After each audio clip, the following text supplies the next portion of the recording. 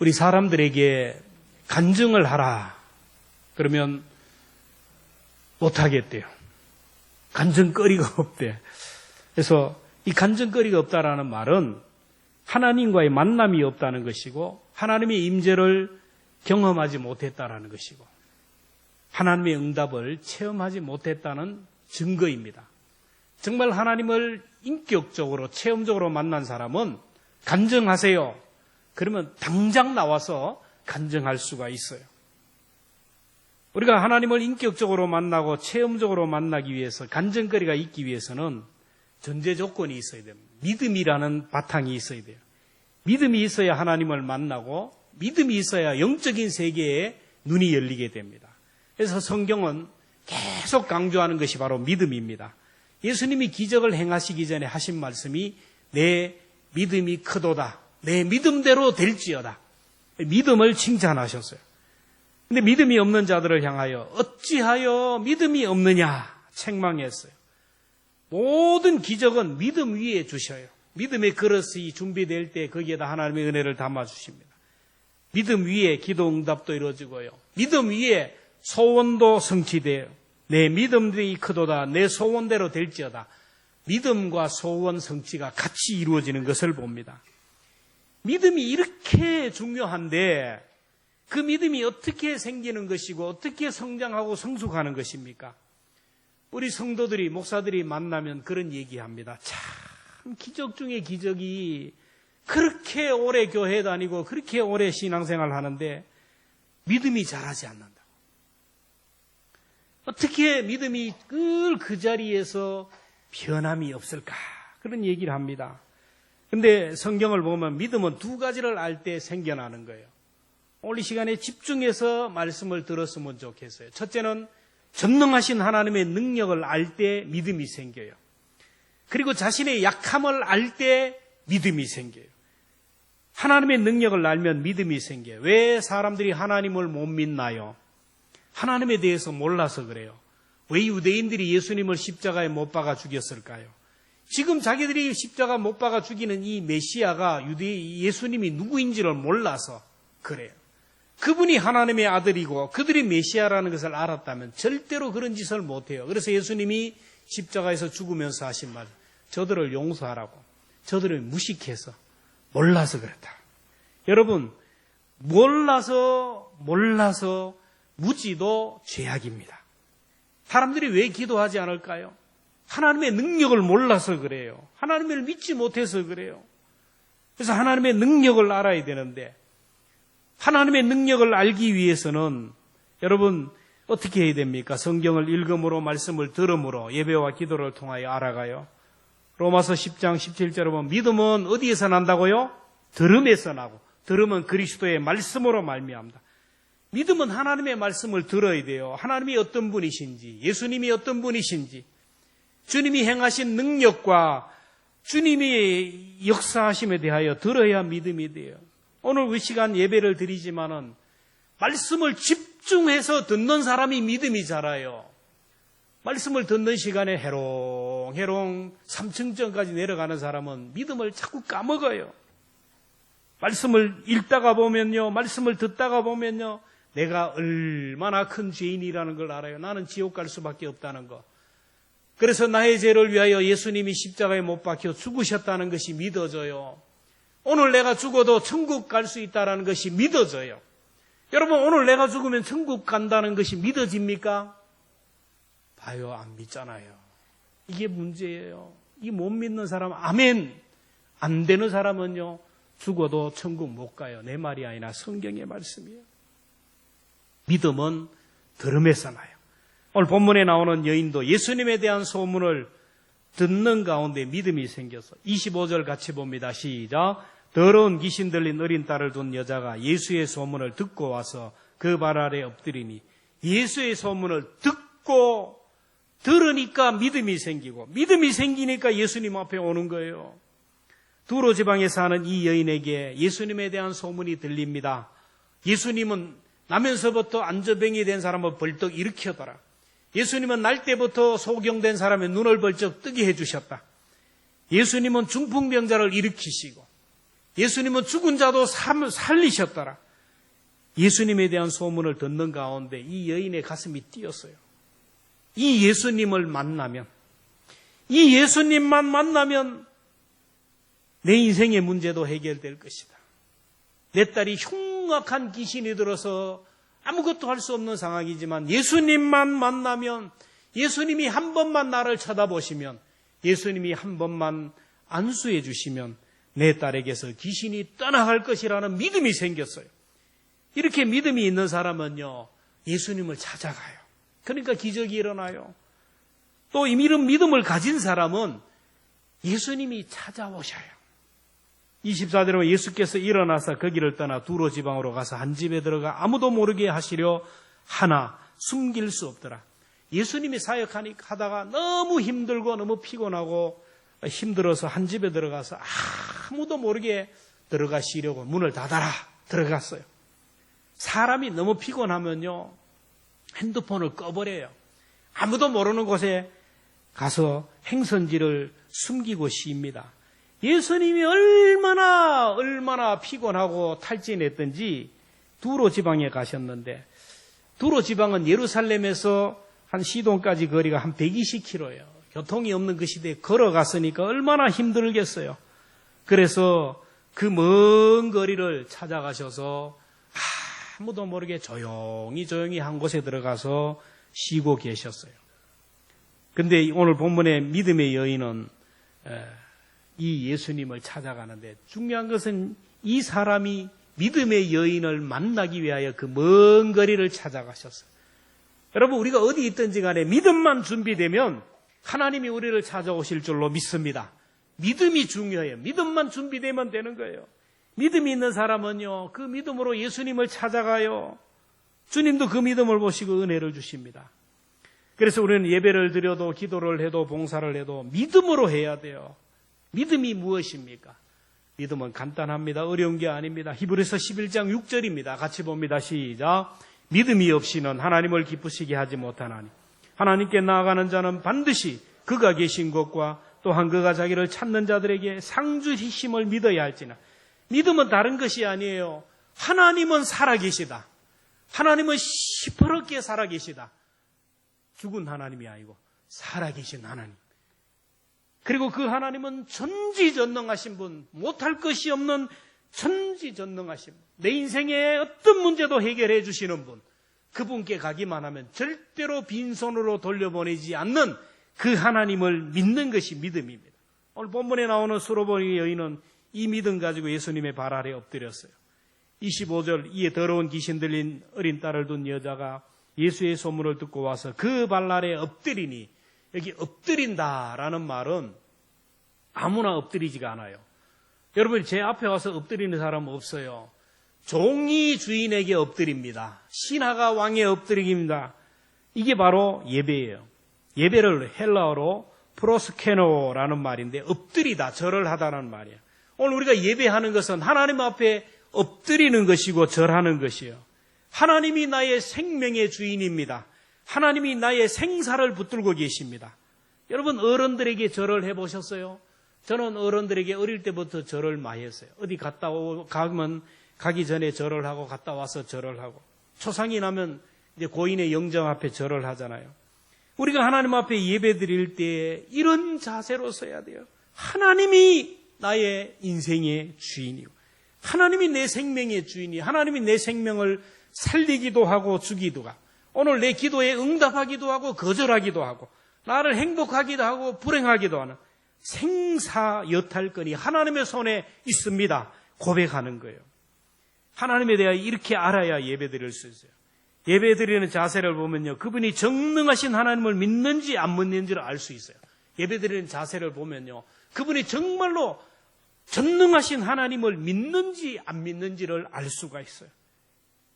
그런 분은요, 기도 응답이 없어도, 내 문제가 해결되지 않아도 하나님은 전능하신 나의 아버지기에 모든 것을 합력하여 선으로 인도해 주실 것을 믿고 예배하는 겁니다. 여러분, 전능하신 하나님, 죽은 자도 살리신 하나님, 불가능을 가능케 하시는 그 하나님이 나의 아버지라는 걸 믿으시기를 축원합니다. 성경을 읽으면서 들으면서 끊임없이 하나님을 더 깊이 알아갈 때 하나님을 알면 알수록 우리에게 믿음이 생기는 거예요. 두 번째 믿음은 자신의 약함을 깨달을 때 생겨요. 자신의 약함을 알고 절망하는 사람이 하나님을 찾고 기도하고 하나님 앞에 서요. 사람이 건강하면요, 물질적으로 부족함이 없고요, 가정에 문제가 없고 형통하면요, 하나님 앞에 나와 예배드리는 자세가요 그냥 삐딱합니다. 아무런 부족이 없어요. 하나님의 능력도 하나님의 은혜도 필요가 없어. 이 모습 이대로 영원히 쭉 그래 갑니다. 근데 병원에 가서 의사가 암입니다. 딱 하는 순간 자기가 그렇게 믿었던 내 생명줄, 건강줄이 딱 끊어지면 그때서야 하나님을 향하여 섭니다. 안 하던 새벽 기도를 해요. 하나님 앞에 나와 예배합니다. 3개월밖에 못 삽니다. 이런 선고를 받는 순간 그래요. 내가 의지하던 건강이 무너지고요. 내가 의지하던 돈이, 재물이 완전히 풍비박살 나고요. 내가 의지하던 자녀의 삶이 깡그리 무너질 때, 내가 의지하던 동아줄이 끊어질 때, 내가 기가 막힌 웅덩이에 빠졌을 때, 누구도 나를 꺼내줄 수 없는 그런 상황에 빠지는 사람은 나를 붙들어 주실 분이 하나님밖에 없다는 것을 알게 돼요. 근데 믿음의 사람들은 다 이런 숨겨진 삶, 비하인드 스토리가 있어요. 그래서 그 숨겨진 고난을 통하여 정금 같은 믿음을 갖게 돼요. 오늘 본문에 나오는 여인이 예수님의 발 앞에 나와 엎드렸는데 그 자리까지 가게 된 것은 자신의 한계 상황. 이 여인을 이방 여인이라고, 비주류라고 표현하지만 사실 여인의 입장에서 보면 예수님이 비주류요 형편없는 사람이에요. 로마 압제에서 나라 없는 민족으로 가난과 고통 가운데 살아가는 백성들 아닙니까? 귀신 들린 딸을 둔 여인의 신분에 대해서 26절에 기록합니다. 함께 봅니다. 시작. 그 여자는 헬라인이요 수로보니게 족속이라 자기 딸에게서 귀신을 쫓아내주기를 간구하거나. 이 여인은 헬라인이라는 거예요. 수로보니게 족속. 수로보니게라는 말은 두 단어가 합성해서 이루어지는데 수리, 시리아라는 말과 보니게, 페니키아라는 말이 합해져요. 수로보니게는 시리아 지역의 페니키아 지역을 말하는 거예요. 여러분 역사를 공부해보면 알겠지만 페니키아, 여러분 페니키아는 경제적으로 부유한 지역입니다. 문명이 발달한 지역입니다. 이 여인은 문명이 발달하고 부자 동네에 있는 귀족이었어요. 부잣집 여인이, 부족함이 없는 여인이, 명문 가문의 여인이 예수님을 찾아와 예수님의 발 앞에 무릎을 꿇은 이유가 뭡니까? 사랑하는 딸이, 무남동료 사랑하는 딸이 귀신이 들었는데 그것도 흉악한 귀신이 들었기 때문에 집안 좋고 가문 좋고 사람들에게 사랑받고 기업만 받던 어린 딸이 어느 날 갑자기 눈이 휙 돌아가 버려요. 고래고래 소리를 지르고 돌아다닙니다. 씻지도 않고 머리를 풀어 제키고 돌아다닙니다. 갑자기 물속에 뛰어들기도 하고 불속에 뛰어들기도 하고 가시덤불에 뛰어들기도 합니다. 좋다는 의사 다 찾아가도 소용이 없어요. 좋다는 약 다 먹어도, 용하다는 무당 찾아가서 구설해도 소용이 없어요. 딸의 문제 앞에 그 많은 돈, 막강한 가문, 건세가 아무런 소용이 없어요. 그 용하다는 의사, 그 용하다는 무당도 이 여인의 문제 앞에 아무런 소용이 없어요. 여러분 한번 생각해 보세요. 다른 사람이니까 그냥 딱 쳐다보듯이 내 딸이, 여러분 이런 귀신이 들린 자가 되어가지고 아파트에 막 기어 올라가고, 내 딸이, 내 아내가, 내 누나가 시내에 옷 벗고 막 돌아다니고 뭐 아무리 해도 소용이 없다면 여러분 어떻게 하겠어요? 이런 절망적인 상황이 되면요, 사람은 지푸라기라도 짚어요. 예수님에 대한 소문을 듣는 순간 예수님을 붙들어야 되는 그 마음을 가지고 예수님 앞에 무릎을 꿇어요. 사람은 참 간사합니다.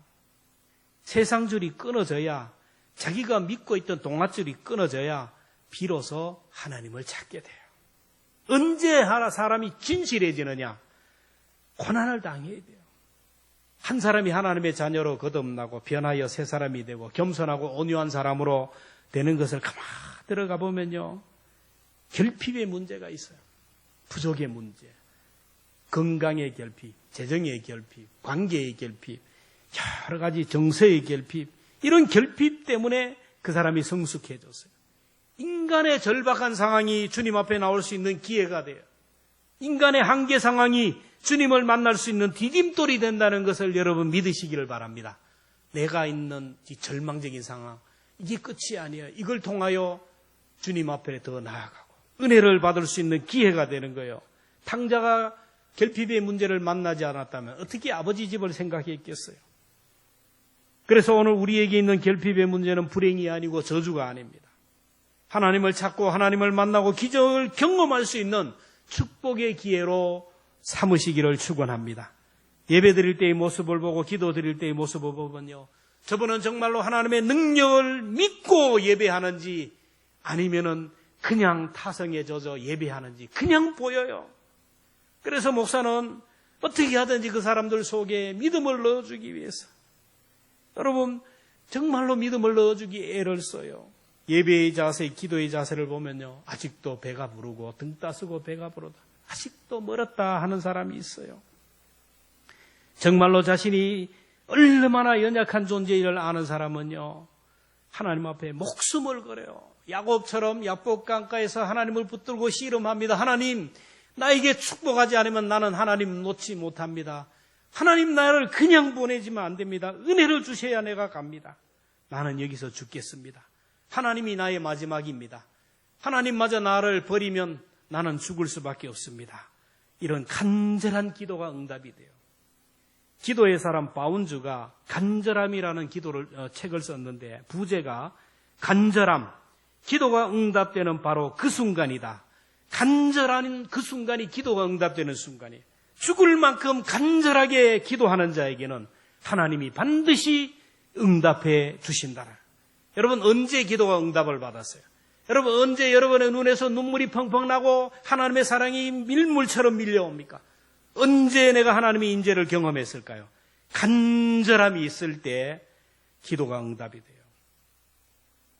간절함이 있을 때 간절함으로 금식하고 기도하고, 간절함으로 새벽을 깨워 기도하고, 간절함으로 작정해서 기도할 때 응답이 돼요. 주여, 주시면 감사하고 안 주시면 다음에 주시겠지. 여러분, 간절이라는 말은 간이 절이다. 여러분, 간이 한번 절여보셨어요? 사람은 인생을 살면서 간이 절이는 경우가 와요. 자녀가 병으로 죽어간다 할 때, 교통사고를 당하여 가족이 지금 사경을 헤맨다, 사업이 실패해서 지금 우리가 길거리로 나가야 된다, 내 힘으로 할 수 없는 일을 만나면요, 간이 저리게 돼요. 간이 저리게 돼요. 간절할 때 하나님의 능력을 체험할 수 있어요. 성경의 인물들을 보세요. 다 이런 간절함으로 하나님의 응답을 받고 간절함으로 하나님을 경험했어요. 이 간절함이 없는 사람은요, 평생 믿어도 수박 겉핥기예요. 체험이 없습니다.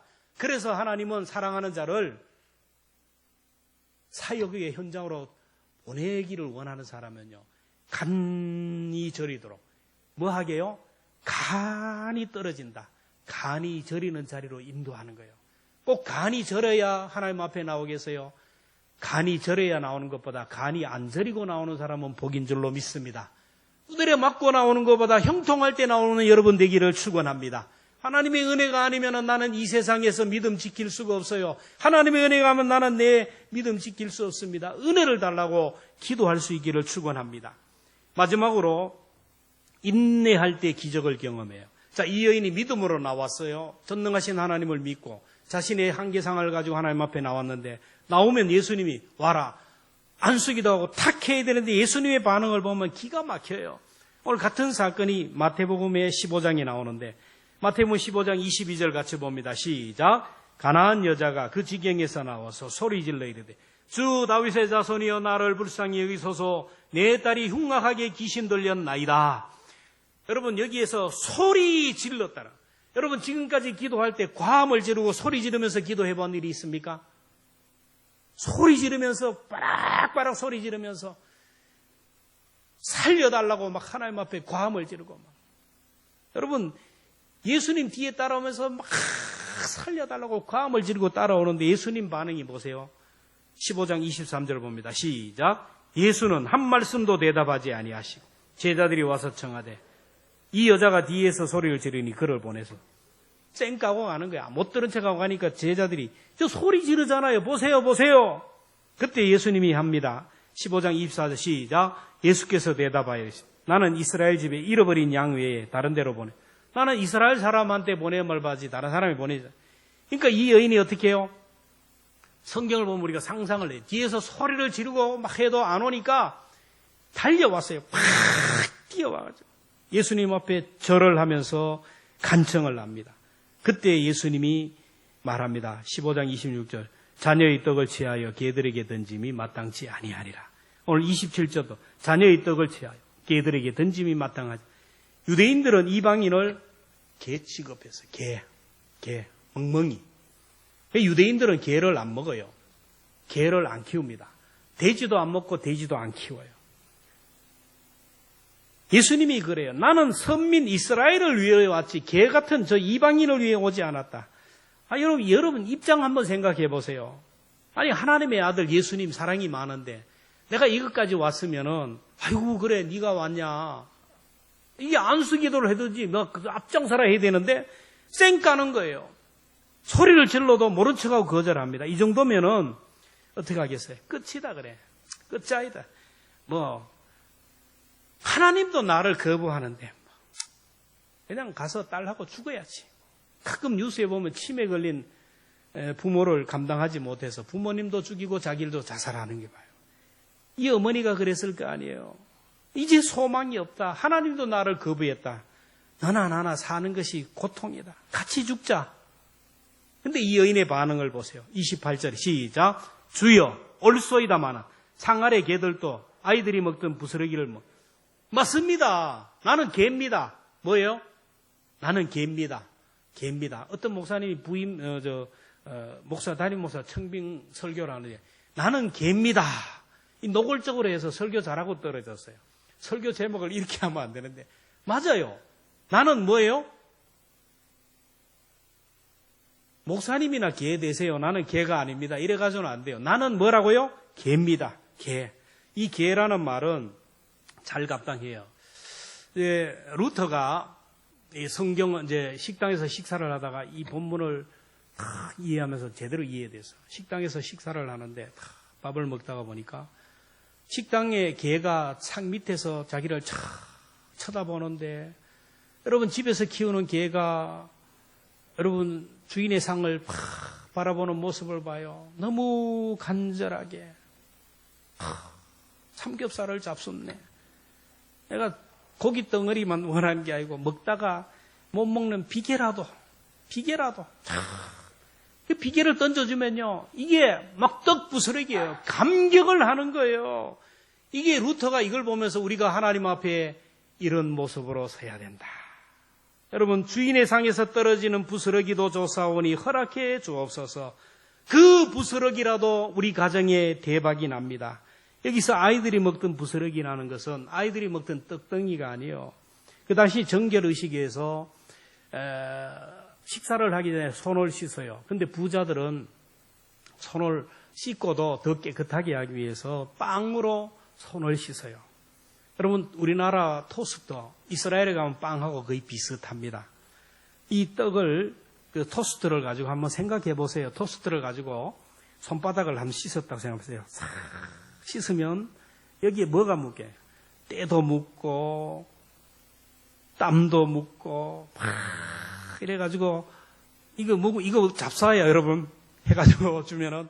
근데 이걸 가지고 어떻게 해요? 던지면 그 밑에 상에 개가 먹어요. 이 개가 아유 더러워 추접스럽게 그걸 주냐 그럽니까? 개는요 그걸 주면 항송무지로서 이 떡 부스러기로 이 개가 만족을 하는 거예요. 여인은 주인의 상에서 떨어지는 그 부스러기로 만족합니다. 주님이 말씀합니다. 29절 30절 봅니다. 시작. 돌아가라 귀신이 내 딸에게서 나갔느니라 하심에 여자가 집에 들어가 본즉 아이가 침상에 누웠고 귀신이 나갔더라. 할렐루야. 나의 문제를 해결해 주실 분은 주님밖에 없다는 것을 아는 사람은요, 주님에게 목숨을 걸어요. 주님의 얼굴만 구하고 주님의 손길만 구해요. 기도하다가 포기하고 기도하다가 쉬고 열정이 없는 사람은 두 가지 중에 하나입니다. 하나님의 전능하심을 믿지 못하는 사람이에요. 아직까지 내가 등 따쓰고 배가 불러서 그래요. 하나님은 우주 만물의 주인이시고 금과 세상의 모든 것들이 하나님의 것이라는 것을 아는 사람. 나는 티끌보다 못하고 나는 너무나도 약하고 너무나도 약한 존재라는 것을 아는 사람은요, 하나님의 손에서 떨어지는 부스러기, 그것이 내 인생을 변화시킨다는 걸 알아요.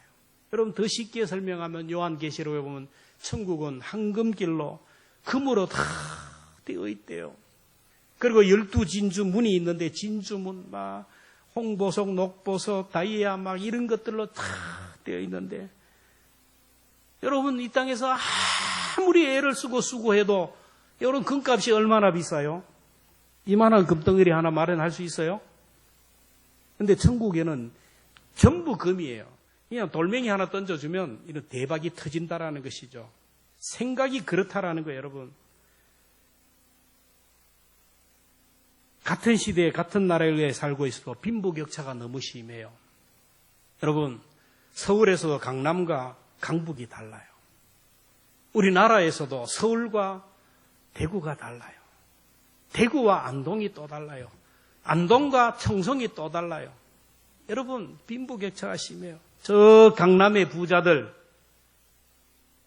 그 아파트에 가면요, 버려지는 가구들, 버려지는 물건들이 보면 전부 명품이에요. 고장나서 버리는 게 아닙니다. 흠이 나서 버리는 게 아니에요. 밑에 돈이 숨을 못 쉬어가지고 실증이 나서 2년에 3년에 한 번씩 그냥 바꾸는 거예요. 여러분, 강남의 아파트에 가면 새벽마다 트럭을 가지고 대기하는 사람이 있어요. 그 버리는 것을 가지고 파는 사람이 있고, 여러분 그 아파트에서 버리는 명품 가구들, 명품 물건을 보통 사람의 집에 갖다 놓으면 여러분 놀라 기절하고 자빠져요. 상상하지도 못한 엄청난 비싼 것이 그래요. 가난한 농부의 아들이 있었는데 가정 형편이 안 좋아서 공부를 못해요. 그래서 배운 것이 서울에 가서 두들겨 맞으면서 기사 운전을 배웠어요. 그때는 운전기사가 있고 조수가 있는데 조수가 얼마나 두들겨 맞으면서 배웠는지, 운전 배워서 열심히 성실하게 운전해서 소문이 나서 회장님 집에 기사로 들어갔어요. 회장님 집이 예수 믿는 가정입니다. 그러니까 회장님이 이 사람을 아들처럼 대해줬어요. 아들 옷 살 때 똑같은 옷 사주고, 아들 신발 살 때 똑같은 신발 사주고. 그래요. 밥을 먹을 때도 같은 상에서 먹지 못하지만 회장님이 먹는 똑같은 식사를 옆에서 하게 했어요. 머리끝부터 발끝까지 명품으로 치장해요.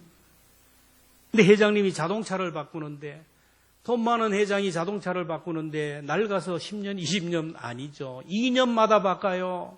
멀쩡한 자동차입니다. 아주 고급 승용차예요. 바꾸면서 이거 네가 타라. 그러면 기사는 2년마다 바꿔요. 2년마다. 회장도 2년마다 바꾸고 기사도 2년마다 바꾸고. 돈 달라 안 해요. 돈이 많은데 네가 해라. 기사는 2년 타고 또 이걸 또 팔아가지고 돈 벌고 이래 가는 거예요. 우리가 그 시골에서는 참 천덕꾸러기고 참 막 사람들이 참 그렇게 했는데 이 동창회 한번 가면 난리가 나요. 그 타고 온 자동차를 보면 기가 막히는 거, 죽었다 깨나도 타지 못하는 자동차예요. 여러분, 세상에서도 가진 자들에게서 떨어지는 부스러기가 이렇게 대단한데, 전능하신 하나님, 천지를 창조하신 하나님, 우주 만물의 하나님으로부터 떨어지는 부스러기가 여러분 얼마나 큰지, 여러분 그 은혜를 받으면 우리가 대박이 터질 줄로 믿습니다. 저는 요즘 기도할 때 저에게 은혜를 달라고, 저에게만 은혜 주시면 우리 교회가 다 은혜를 받을 텐데 불쌍한 인생을 불쌍히 여겨달라고, 여러분도 그렇게 기도할 수 있기를 바랍니다. 하나님으로부터 내리는 부스러기의 은혜를 받아도 우리 인생이 대박이 터지는 거예요. 오늘 보이지 않지만 하나님 앞에 나와 예배하는 이 시간, 보이지 않지만 하나님의 은혜가, 은혜의 부스러기가 오늘 우리 가운데 쏟아지는 줄로 믿습니다. 그래서 나도 알지 못하지만 내 몸에 암이 들어왔다가도 그 은혜로 암이 사라지고, 내 몸에 약함들이 있지만 하나님께서 치료하시고 하나님이 보여주시는 이 부스러기 은혜가 내 인생을 놀랍게 변화시켜요. 눈에 보이는 세상적인 이 땡볕에 나가서 고추 타느라고, 이 땡볕에 가서 사과 따느라고 교회 안 나오고, 이 땡볕에 나가서 일하느라고, 여러분 이 쓸데없는 거예요. 하나님으로부터 임하는 이 부스러기의 은혜만 사모해도 은혜는 차고 넘쳐요. 여러분 우리가 어디에서 은혜를 구합니까? 하나님 앞에 나와 은혜를 구하기를 축원합니다. 위로부터 은혜는 세상 은혜가 비교 안 돼요. 우리들이 구해야 될 것은 부스러기 은혜, 부스러기 은혜, 은혜를 구해야 돼요. 사오정 시리즈에 이런 얘기가 있어요. 사오정이 어느 날 식당에 가서 주문을 합니다. 돈가스와 우유 주세요. 그러니까 식당 주인이 여기에는 돈가스가 없습니다. 그러자 사오정이 그러면 돈가스와 커피 주세요. 주인이 화가 나가지고 여기는 돈가스가 없다니까 그러면 돈가스만 주세요. 아직도 못 알아듣는 분이 있어요. 이게 사오정이에요. 못 알아듣는. 여러분 상대방이 뭐라 하든 집요하게 끈질기게 자기가 원하는 메뉴를 고집하는 것이 바로 사오정의 열정이에요. 하나님 이곳이 마지막입니다. 저는 더 이상 갈 곳이 없어요. 하나님이 은혜를 주시지 않으면 나는 끝입니다. 주셔야 됩니다. 돈가스를 주세요. 돈가스를 주세요. 새벽에도 돈가스, 수요일도 나와서 돈가스를 주세요. 끈질기게 부스러기 은혜, 한 번만 나를 만나주세요. 한 번만 쳐다봐 주세요. 하나님 한 번만 나를 만져주세요. 이렇게 하시면 하나님께서 우리에게 주신 이런 은혜가 넘쳐난다는 거예요. 이 가을에 우리 하나님으로부터 전능하신 하나님, 하나님의 손에 하늘문이 열리면 하늘의 부스러기가 임하면 내 인생이 변화된다는 것을 기억하며 하나님을 감동시키고 하늘문을 열 수 있는 부스러기의 은혜를 구할 수 있는 저와 여러분 되기를 주의 이름으로 축원합니다.